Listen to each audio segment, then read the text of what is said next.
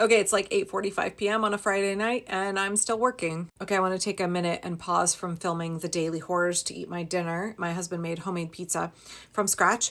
It's got kale from our garden, not just the kale, but also the flower buds, because my annual kales are attempting to bolt, and those buds are basically like broccoli but more tender.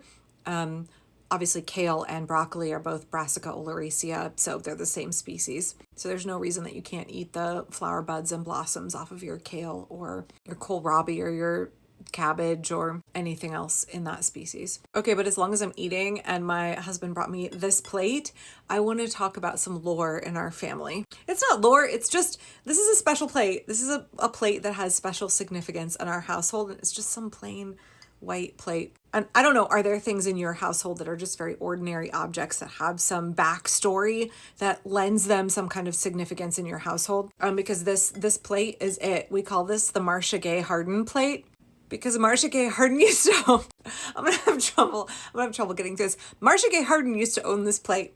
This plate belonged to actress Marcia Gay Harden. My sister's medical school roommate was college roommates with Marcia Gay Harden, and she kind of stole this plate from her when they were roomies. And then my sister kind of ended up with it when she was in medical school, and then she gave it to us, and it's just the most boring, plain plate.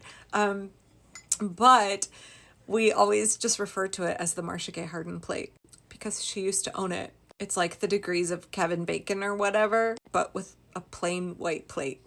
Anyway, I don't know if there are objects in your household like that with backstories, but it kind of cracks me up every time I use this plate to think like I'm eating off of something that Marcia Gay Harden ate off of. But also it's like every plate you would buy at the thrift store for like 50 cents.